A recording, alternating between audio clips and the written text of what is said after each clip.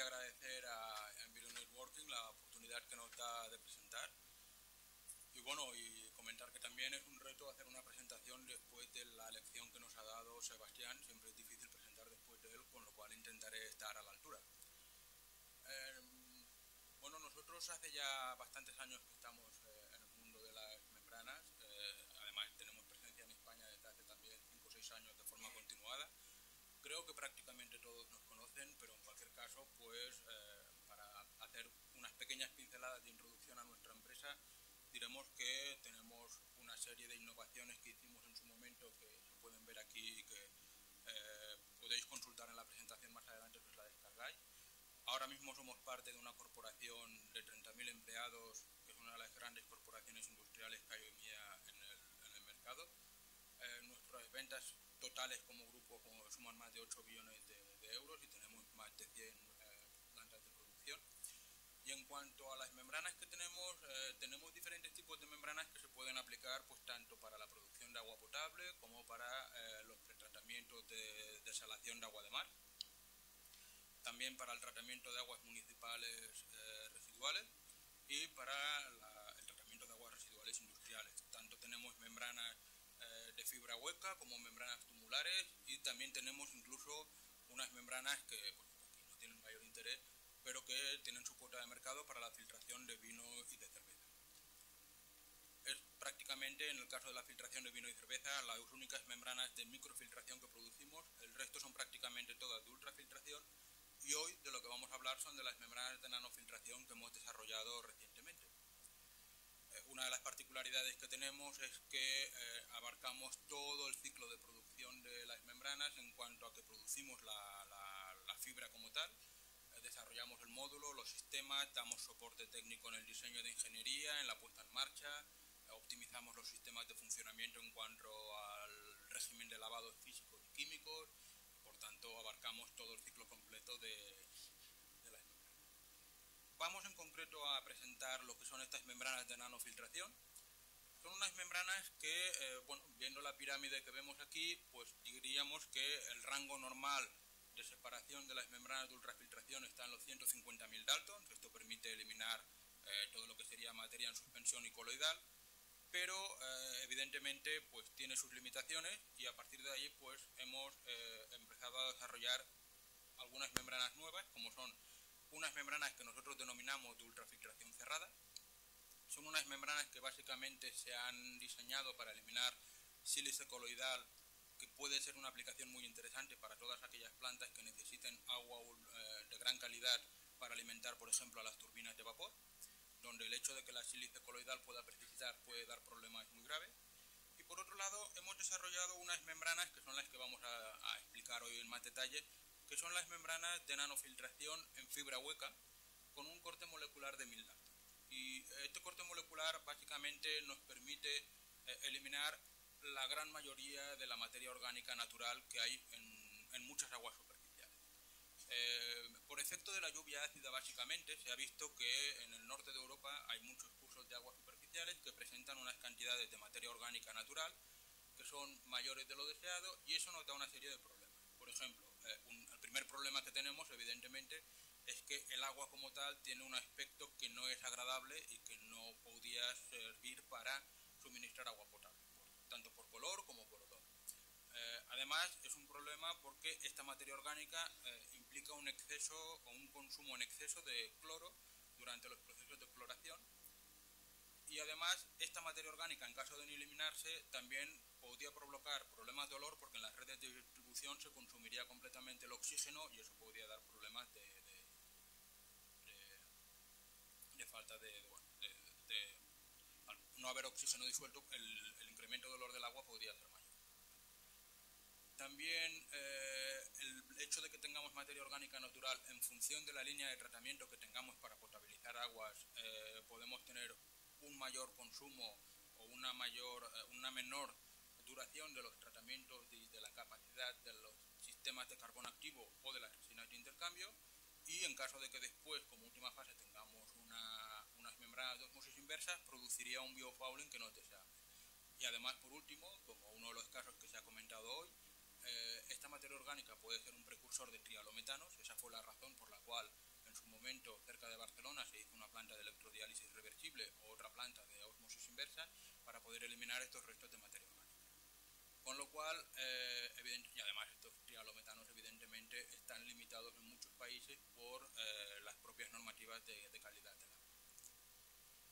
A partir de aquí nosotros hemos desarrollado unas membranas y una tecnología que permite eliminar esta materia orgánica y permite reducciones muy importantes en los niveles de materia orgánica disuelta. Bueno, digamos que al final lo que reducimos es la cantidad de materia orgánica independientemente del sistema que utilicemos para medirlo, ¿vale? Y una de las particularidades que tiene esta membrana es que prácticamente no elimina salinidad ni dureza, es decir, los iones monovalentes no los retiene y los divalentes los retiene en un porcentaje relativamente pequeño, con lo cual en la mayoría de los casos no es necesario remineralizar el agua para poderla suministrar como agua potable. Y además con la gran ventaja que representa el hecho de que las membranas que estamos comentando sean de fibra hueca. A partir de aquí, este proceso pues utiliza membranas que tienen que están instaladas en módulos con 40 metros cuadrados de superficie de membrana. Como estas membranas se han utilizado ahora mismo a nivel de planta piloto y estamos a la espera de conseguir los primeros contratos en planta real, pues es difícil estimar su vida útil, pero en principio está por encima de los 5 años, debido a su resistencia al cloro y sus propiedades mecánicas. Los flujos de filtración están entre 10 y 25 litros metro cuadrado hora, con los valores más típicos alrededor de 20. Los tiempos de filtración que se utilizan son entre 1 y 4 horas, con un valor típico de 2. La velocidad de cross-flow que se aplica está entre 0,2 y 1, con un valor típico de 0,5. Los flujos de contralavado son de alrededor de 40 litros metro cuadrado hora. Se hace una limpieza hidráulica aproximadamente durante 1 minuto y el rango normal de recuperación de estas membranas está entre un 70 y un 90%, pues dependiendo de la calidad del agua y de las condiciones de operación. La presión normal de operación está entre 2 y 4 bares a 20 grados centígrados y podemos trabajar en diferentes etapas pues para permitir aumentar la recuperación. ¿Dónde estaría realmente esta membrana dentro de lo que sería el rango de filtración normal?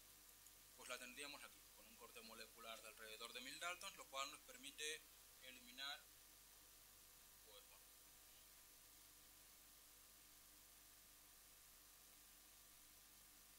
en principio nos permite eliminar básicamente todo lo que son ácidos húmicos, fúlbicos y, por ejemplo, también hay resultados muy importantes y muy interesantes para muchos de los endocrinos disruptores. Hemos visto también que dentro de los endocrinos disruptores hay diferentes tamaños de moléculas, con lo cual evidentemente las moléculas de menor tamaño tienen una peor retención por parte de la membrana, pero para muchas de los endocrinos disruptores que hemos comentado hoy podríamos tener rendimientos de eliminación muy importantes. A partir de aquí es una membrana de fibra hueca con un diámetro interior de 0,8 milímetros. Eso permite trabajar con un mínimo pretratamiento alimentando directamente el agua cruda a la membrana. El corte molecular hemos visto que es de 1000 Dalton. Tiene una resistencia elevada al cloro, con lo cual esa es una de las ventajas que tiene, por ejemplo, respecto a la mayoría de membranas de nanofiltración de enrollamiento en espiral. Los tratamientos o el pretratamiento que requiere es pequeño, básicamente es una filtración de 300 micras, como se requiere también en muchos casos para plantas de ultrafiltración, básicamente para asegurar que no entran partículas que puedan llegar a obturar el canal interior de las membranas de fibra hueca. Es una membrana que es contralavable, con todas las ventajas que ello conlleva. Trabaja a una presión relativamente baja y es una membrana que ya tiene varias aprobaciones para suministro de agua potable, en concreto en Alemania y en Holanda ya está aprobada. En Inglaterra prácticamente lo está, porque solamente falta el visto bueno del comité correspondiente, y en Estados Unidos está en ello. Es una membrana que el material del cual está construida es un polietersulfono molificado. A partir de aquí, bueno, pues la calidad del permeado que se obtiene es similar en muchos aspectos a la de la ultrafiltración, pero con el valor añadido de eliminar una cantidad importante de materia orgánica, es decir, una turbidez de menos de 0,1, una eliminación de bacterias y virus de log 6 o log 4, son los mismos valores que tendríamos con una ultrafiltración, pero además, en función del método que utilicemos para medir la eliminación de materia orgánica, pues tenemos valores de entre un 70 70 y un 80% si lo medimos en forma de DOC, entre un 80 y un 90% si lo que miramos es la absorción de ultravioleta, y entre un 90 y un 95% si lo que miramos es realmente el color en función de la escala de Platine-Pogorsky. En cambio, prácticamente solamente eliminamos un 20% de dureza, incluso menos, y no eliminamos iones monovalentes, con lo cual la remineralización prácticamente no es necesaria. Esta planta o esta tecnología se ha probado en diferentes aplicaciones, en diferentes estudios. Uno, por ejemplo, que se hizo en Reino Unido, ¿vale? Se comparaba una planta que incluía un mezclador de en tres fases, una floculación, una flotación, un decantador, unos filtros rápidos por gravedad, y después había una eliminación de manganeso, un tanque de cloración y un tanque de almacenamiento de agua clara. En nuestro caso lo único que teníamos era un tamiz y la membrana, ¿vale? Y a partir de aquí la cloración final era necesaria, pero de alguna forma lo que se conseguía era reducir mucho tanto el consumo de reactivos como el número de etapas necesarias para producir el agua, y en este caso en concreto pues se conseguía eliminar un 96% del color del agua superficial y un 81% del TOC en el agua. Este es el caso que vemos aquí en esta aplicación que estamos comentando, en la cual se ve que las presiones transmembranas son relativamente estables, incluso con incrementos bastante bruscos y bastante acusados de la turbidez del agua de entrada. Estamos con lo de antes, es una membrana que como tal, su capa filtrante es mucho menos porosa que en el caso de una ultrafiltración, está ya en el rango de 1000 Daltons de retención de peso molecular, pero es una membrana de fibra hueca, con lo cual el hecho de tener según qué cantidades de sólidos en suspensión en el agua de entrada le afecta relativamente poco, lo cual no puede decirse de una membrana de enrollamiento en espiral. Otro caso, por ejemplo, está en el caso...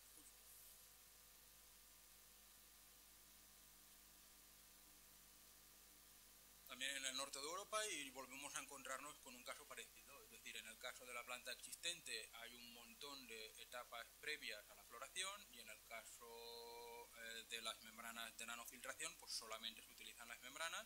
A partir de ahí hay una etapa de carbono activo granular para eliminar los restos que puedan haber pasado a través de la membrana, pero evidentemente si lo que pasa a través de la membrana es una cantidad mucho menor, la duración de este carbono activo granular también será mucho mayor, y eso redunda en costes de explotación.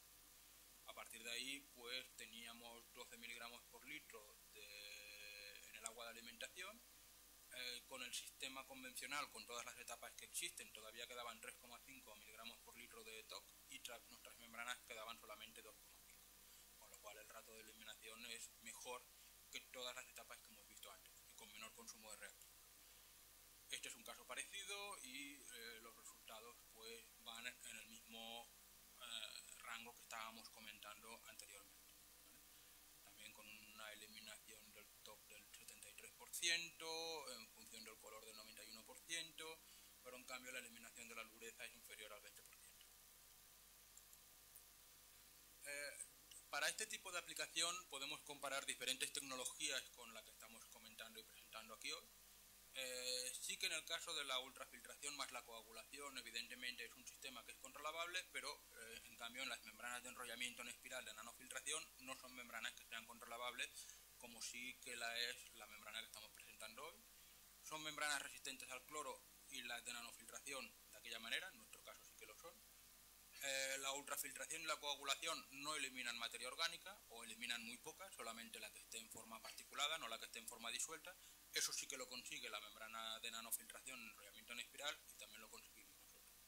En cuanto a la eliminación de dureza, la ultrafiltración y la coagulación pues no tienen apenas incidencia, pero sí que es uno de los efectos colaterales que tienen las membranas de nanofiltración que no es deseable, porque después obliga a remineralizar.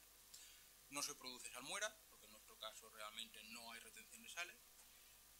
No es necesario utilizar coagulantes, como sí que sería el caso de la ultrafiltración. Y en el caso de las membranas de nanofiltración de enrollamiento en espiral no se puede hacer un test de integridad, como sí se puede hacer en una membrana de fibra hueca. Y el pretratamiento mínimo que necesita nuestra membrana, por lo que hemos comentado, por el hecho de ser de fibra hueca, pues en el caso de la membrana de nanofiltración, cualquier partícula que vaya entrando a las membranas de nanofiltración se será difícilmente eliminable, contribuirá a su ensuciamiento y por tanto disminuirá su vida útil. A partir de aquí, ya es la última diapositiva. A partir de aquí, pues vemos que este sistema tiene una serie de ventajas que básicamente son eliminar una gran cantidad de materia orgánica, en función del método, pues entre un 80 y un 90%, sin eliminar dureza. Es una membrana fiable y robusta, porque al ser de fibra hueca permite trabajar con un pretratamiento mínimo y es una membrana que permite contralavarse, con lo cual permite aumentar su fiabilidad. ¿Vale? Además es una solución en un solo paso, es decir, siempre puede haber necesidad de clorar, eso está claro, y en según qué casos pues a lo mejor es necesario aplicar una filtración con carbón activo para eliminar restos de materia orgánica, pero como hemos dicho, la cantidad de materia orgánica a la entrada será mucho menor y por tanto la duración del carbón activo mayor. Permite asegurar que realmente las membranas están íntegras y por tanto no se está produciendo un ensuciamiento de la membrana o de la calidad del permeado.